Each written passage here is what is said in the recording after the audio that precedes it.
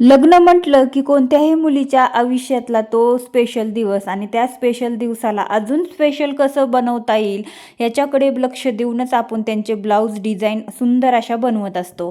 तर त्या डिझाईन बनवताना आपण आपली ताण भूक आपलं सगळं विसरून आपण त्या डिझाईनमध्ये पूर्ण डोकं लावून आपण ते काम करत असतो।